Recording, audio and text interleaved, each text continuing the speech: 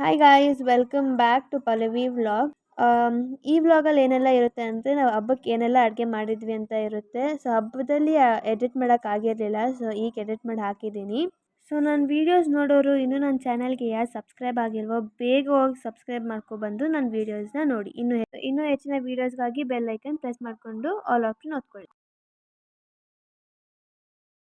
ಮಾಡೋಕ್ಕೆ ಅಕ್ಕಿನ ಸಣ್ಣ ಉರಿಯಲ್ಲಿ ಕ್ಲೀನಾಗಿ ಕೆಂಪಗೆ ಹುರ್ಕೊಳ್ಳಿ. ಯಾವ ಅಕ್ಕಿ ಅಂದರೆ ರೇಷನ್ ಅಕ್ಕಿನ ಹುರ್ಕೊಳ್ಳಿ.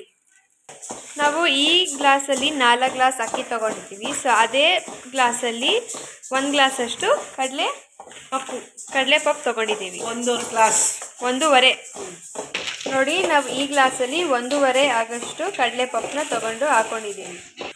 ಮತ್ತು ಅದೇ ಗ್ಲಾಸಲ್ಲಿ 2 ಗ್ಲಾಸ್ ಆಗೋಷ್ಟು ಕಡಲೆ ಬೀಜ ಹಾಕ್ಕೊತಾ ಇದ್ದೀವಿ.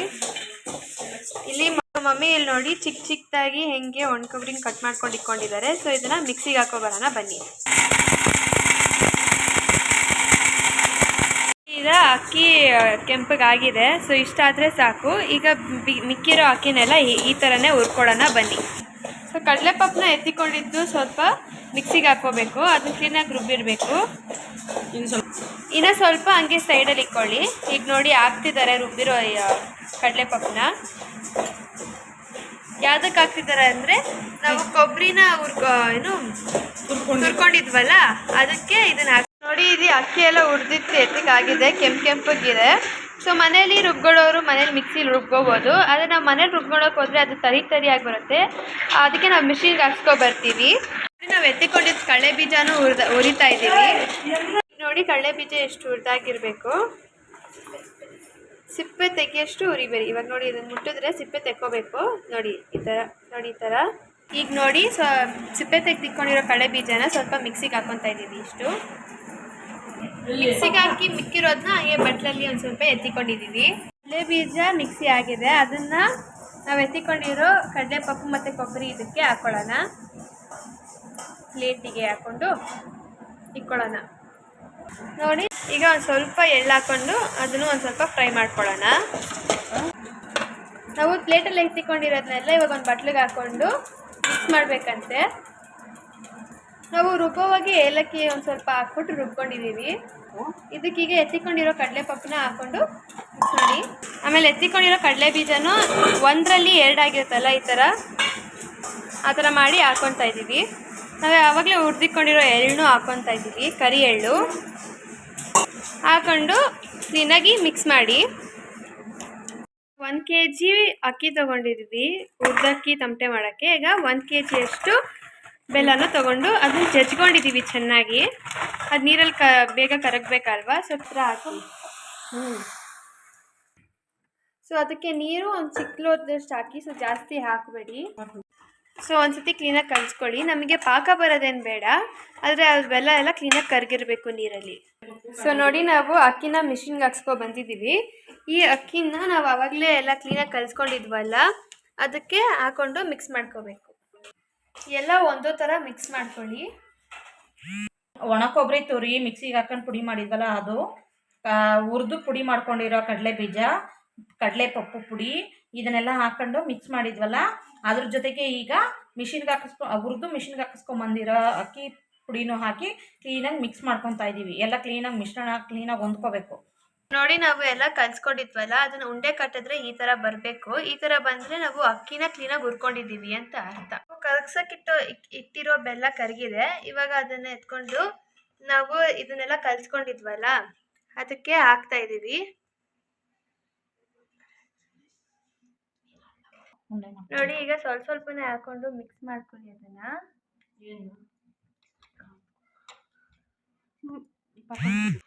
ಅದನ್ನ ಸ್ವಲ್ಪ ಹಾಕಿ ಕಲಿಸ್ಕೊಂಡಿರ್ತೀವಲ್ವ ಅದು ಹಿಂಗಾಗಿರುತ್ತೆ. ಸೊ ಅದನ್ನು ಹಿಂಗೆ ಉಂಡೆ ಕಟ್ಕೊಳ್ಳಿ.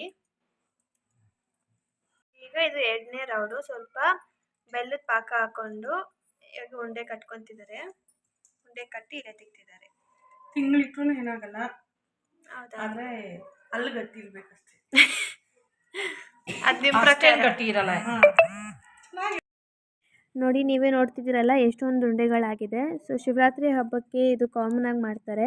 ಸೊ ನಮ್ಮ ಮನೇಲಿ ರೆಡಿ ಆಗಿದೆ. ಸೊ ಪೂಜೆಯಲ್ಲಿ ಎಡೆಗಿಟ್ಬಿಟ್ಟು ಪೂಜೆ ಮಾಡೋಣ ಬನ್ನಿ.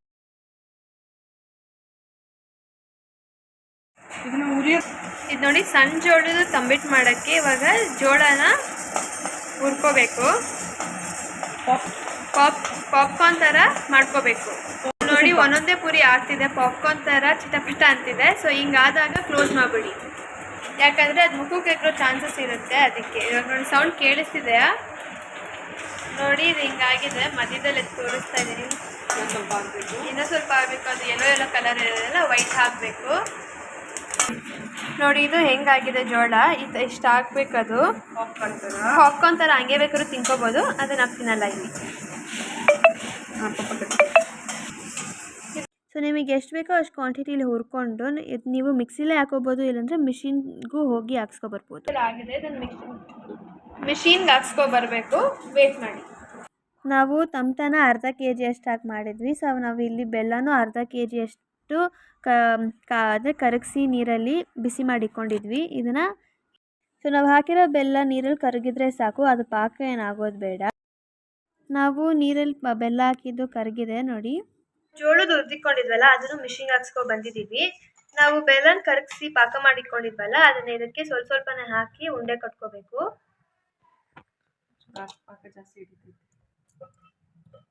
ನೋಡಿ ಈ ಥರ. ಸೊ ಪಾಕ ಅದು ಏನು ಇದ್ರ ಉಂಡೆ ಥರ ಕಟ್ಟಷ್ಟು ಹಾಕೋ ಗಂಟ ಪಾಕ ಹಾಕೊಳ್ಳಿ. ಸೊ ಇದು ತಿನ್ನೋದ್ರಿಂದ ದೇಹಕ್ಕೆ ತಂಪು ಮತ್ತು ಮೂಳೆಗಳು ಗಟ್ಟಿ ಬರುತ್ತಂತೆ ತಿಂದರೆ. ಸೊ ಮಕ್ಕಳು ಯಾರ್ಯಾರಿಗೆ ಆಗಿದ್ದು ಇದನ್ನು ಅವ್ರ ತಾಯಂದಿರು ಮಾಡಿಕೊಡಿ. ನೋಡಿ ಇದು ಬಿಳಿ ಜೋಳದ ಉಂಡೆ ರೆಡಿ ಇದೆ. ರವೆ ಉಂಡೆ ಮಾಡೋಕ್ಕೆ ನಾವು ಸಣ್ಣ ರವೆ ತೊಗೊಂಡಿದ್ದೀವಿ, 1 ಗ್ಲಾಸ್ ಆಗೋಷ್ಟು. ಅದನ್ನು ತಟ್ಟೆಗೆ ಹಾಕ್ಕೊತೀವಿ. ಉಪ್ಪಿಟ್ಟು ರವೆ ಅದು ತಟ್ಟೆಗೆ ಹಾಕ್ಕೊತಾ ಇದ್ದೀವಿ. 2 ಗ್ಲಾಸು. ಇದನ್ನು ಕೆಂಪಗೆ ಹುರ್ಕೋಬೇಕು. ನಾವು ರವೆನ ಹುರ್ಕೊತಾ ಇದ್ದೀವಿ, ಅದು ಕೆಂಪಗೆ ಹಾಕಬೇಕು, ತಲೆ ಹಿಡಿಬಾರ್ದು, ಆಮೇಲೆ ಸೀದೋಗಬಾರ್ದು. ಸೊ ಅದಕ್ಕೆ ಕೈ ಬಿಡ್ದಲೇ ಹುರ್ಕೊಳ್ಳಿ. ಇದಕ್ಕೆ ಒಂದು ಸ್ವಲ್ಪ ತುಪ್ಪ ಹಾಕ್ಕೊಳ್ಳಿ. ನೋಡಿ ಹಾಕ್ಕೊಂಡು ಹುರ್ಕೊಳ್ಳಿ. ನೋಡಿ ತುಪ್ಪ ಹಾಕಿದ್ಮೇಲೆ ಅದು ಒಂಥರ ತುಪ್ಪಗೆ ಅಂಟ್ಕೊಳಂಗೆ ಆಗುತ್ತೆ, ಉಂಡುಂಡೆ ಆಗುತ್ತೆ. ಅದನ್ನು ಕ್ಲೀನಾಗಿ ಬಿಡಿಸಿ ಹುರ್ಕೊಳ್ಳಿ. ರವೆ ಉಂಡೆ ಮಾಡೋಕ್ಕೆ ಕಾಯಿನ ಹಿಂಗೆ ಸಣ್ಣಗೆ ಹೆಚ್ಚಿಕೊಂಡಿದ್ದೀವಿ. ತುರ್ಕೊಳ್ಳೋರು ತುರ್ಕೊಳ್ಬೋದು, ಆಮೇಲೆ ಬೇಕಾದವರು ಚಿಕ್ಕ ಚಿಕ್ಕ ಅದನ್ನೇ ಹೆಚ್ಕೊಂಡು ಹಾಕೋಬೋದು. ಅದಕ್ಕೆ ಈಗ ಒಂದು ಸ್ವಲ್ಪ ಏಲಕ್ಕಿ ಹಾಕ್ಕೊತಾ ಇದ್ದೀವಿ.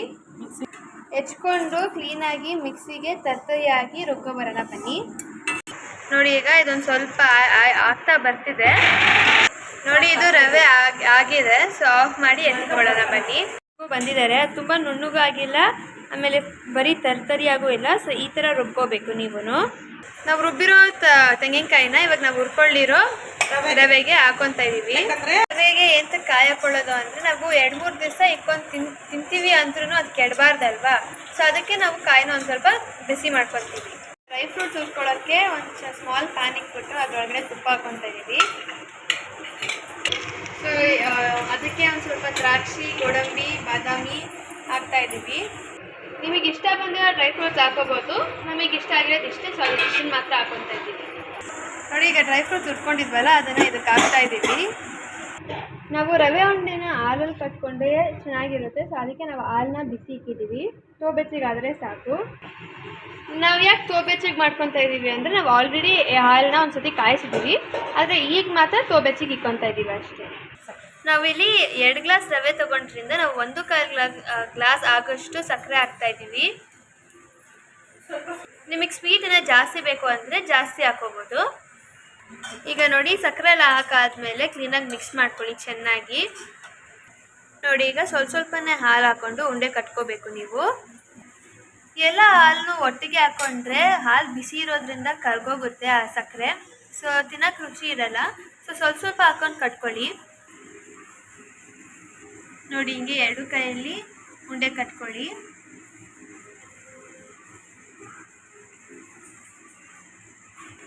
ನೋಡಿ ರೌಂಡಿಗೆ ಹೆಂಗೆ ಬಂದಿದೆ. ಯಾವುದೇ ಸ್ವೀಟ್ಗಿಂತ ಈ ಸ್ವೀಟು ಸ್ವಲ್ಪ ಬೇಗ ಮತ್ತು ಸುಲಭವಾಗಿ ಆಗುತ್ತೆ. ಬರೀ ಒಂದು ಸ್ವಲ್ಪ ರವೆ, ಹಾಲು ಮತ್ತು ಸಕ್ಕರೆ ಇದ್ದರೆ ಸಾಕು. ಇದನ್ನು ನೀವೇ ಮನೆಯಲ್ಲಿ ಬೇಗ ಮಾಡ್ಕೋಬೋದು. ನನಗಂತೂ ರವೆ ಉಂಡೆ ಅಂತ ತುಂಬಾ ಇಷ್ಟ.